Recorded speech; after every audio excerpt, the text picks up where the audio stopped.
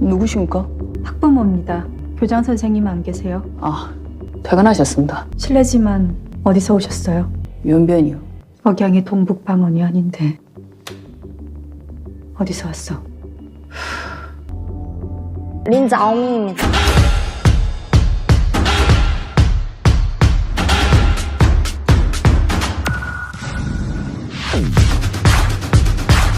뚠뚠이가 보이다 뚠뚠입니다. 추석이 다가오고 있습니다. 아직 멀었네요. 다음 주에 다시 인사하겠습니다. 무빙의 끝이 오고 있습니다. 극티의 관점, 오늘도 병만나게 출발합니다. 바로 갑시다.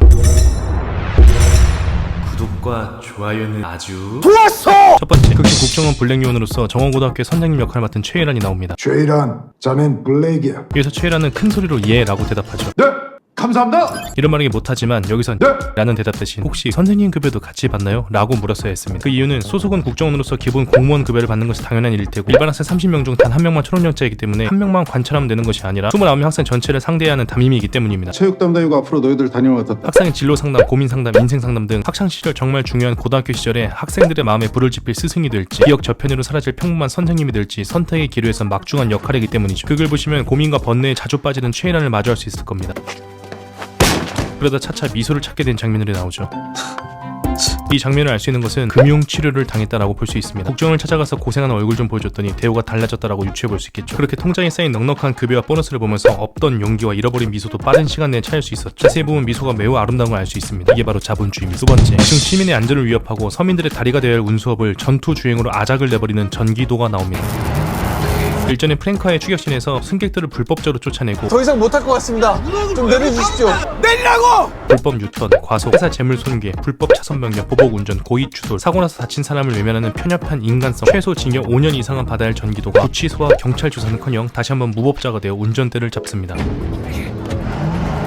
이 씬을 보고 느낀 것은 역시 대한민국의 법은 무전 유죄, 유전 무죄라는 것을 느꼈습니다. 아마 아버지가 국정원 블랙요원이기 때문에 국정원에서 손을 써서 무마해준 것으로 판단이 됩니다. 부정청탁 혹은 수사 외압이라고 할 수 있겠죠. 인간은 고쳐 쓰는 게 아니라라는 격언이 있듯이 그렇게 승객을 쫓아내고 도로교통법을 자기 마음대로 어기며 도로를 활보하는 무법자 전기도가 한 번 더 저럴 수 있겠다라고 생각을 했습니다. 역시나 한국의 매드맥스를 찍고 있죠. 한 번은 어렵지 두 번은 쉽습니다. 아마 시즌 2, 3가 나온다면 전기도는 버스에서 사람들이 있는 대로 가득 태우고 버스에 쓰여있는 청춘, 세상을 잇다의 광고 문구처럼 기도, 이승과 저승을 잇다를 시전할 겁니다. 당신은 저승사자. 세 번째, 같은 희수의 초능력을 테스트하려는 쓰레기 같은 북괴놈 양동근이 나옵니다. 확인하자. 졸라 예쁜 희수는 북괴놈에게 오른손 훅과 몸통 박치기, 다시 오른손 훅으로 이어지는 콤비네이션을 날립니다. 그리고 양동근은 이런 말을 하죠. 힘이 세지는 않구나. 이런 말씀드리기 못하지만 양동근은 쫄았습니다. 그 근거는 바로 이 장면인데요. 희수에게 왼쪽 훅을 얻어맞는 장면을 자세히 보시면 한 대 맞고 파르르 떱니다. 그리고 이어지는 오른쪽 훅을 맞지 않고 그대로 잡아버리죠. 테스트라고 할 거라면 더 맞고 더 버텨봐도 될 건데 한 대 맞고 바로 잡는다? 그 어떤 테스트라도 3-4번은 기본인데 기본이 안 됐다라고 볼 수 있습니다. 또한 희수의 손을 잡은 양동근의 오른팔도 잘 보시면 사시나무 떨듯 떨고 있습니다. 힘이 세지는 않구나라는 거는 본인의 자격지심에서 나온 말이겠죠. 개인적인 추론으로는 양동근 이마의 저 상처는 테스트 해본 더 깝치다가 의도 터져서 생긴 상처일 수도 있습니다. 그래서 이렇게 테스트 조기 마감을 한 거죠. 반대쪽에도 흉지면 보기 안 좋기 때문입니다. 이 말은 즉슨 나름 비주얼을 신경 쓴다라는 거죠. 당신은 꾸안꾸. 네 번째, 극중 희수의 비명을 듣고 각성한 봉석이는 멋지게 하늘 날아 희수를 구해주는 장면이 나옵니다.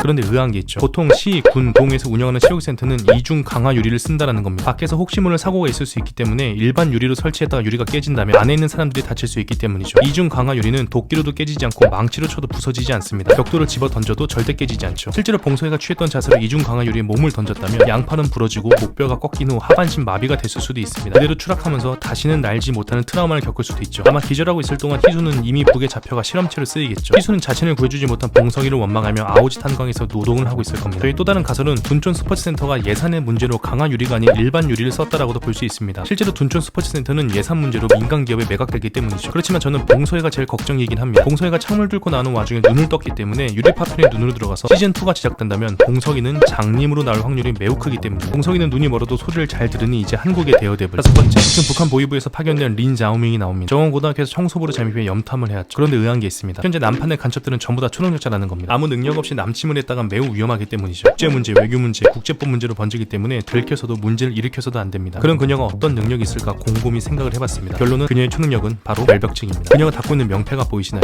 반짝반짝합니다. 어두운 밤에서도 빛이 나죠. 또한 맨손으로 온 게 아니라 청소용품을 풀세팅하고 왔습니다. 청소의 진심이라는 것. 또한 이 짧은 시간에 시신과 피를 정말 깨끗하게 치웠습니다. 피를 한 방울에도 흘려보신 분들은 아실 겁니다. 정말 안 닦입니다. 그런데 바닥을 보시면 정말 깨끗하죠. 또한 유리도 얼마나 깨끗이 닦았으면 저 멀리서 시체가 거울에 비칩니다. 서장훈이 린자오밍을 좋아합니다. 여섯 번째, 극중 린자오밍과 혈투 끝에 튀튀를 한 이미연은 적들의 눈을 가리기 위해 CCTV에 눈을 던집니다. 그런데 의아한 게 있죠. 지금 이미연이 뭉치고 있는 이 눈은 일명 싸라기 눈으로 눈싸움 혹은 눈사람을 만들기 적합하지 않은 눈입니다. 자세히 보시면 뭉쳐지지도 않고 모두 흩어지는 것을 볼 수 있죠. 그런데도 뭉쳤다라는 건 사실 이미연은 지능캐가 아니라 힘캐라고 볼 수 있습니다. 강한 압력으로 지속적인 열을 주면 뭉쳐지긴 하기 때문이죠. 또한 이미연이 눈을 던지는 그립을 잘 보시면 서클 체인지업입니다. 던지기도 어렵고 재구도 어렵죠. CCTV의 렌즈는 보통 6mm, 이미연역이 한우주 배우 는 172cm, 화면상 나오는 CCTV의 거리는 2m 70, 높이는 2m 60 정도로 추정이 됩니다. 그런 거리에서 직구도 아닌 서클 체인지업으로 6mm 렌즈를 맞춘다? 유현진 보고 있는 7번째, 도층 유승룡에게 계기다가 의도 터지는 붓개놈이 나옵니다. 진학지도실 벽을 붓개놈의 머리로 박살을 내죠.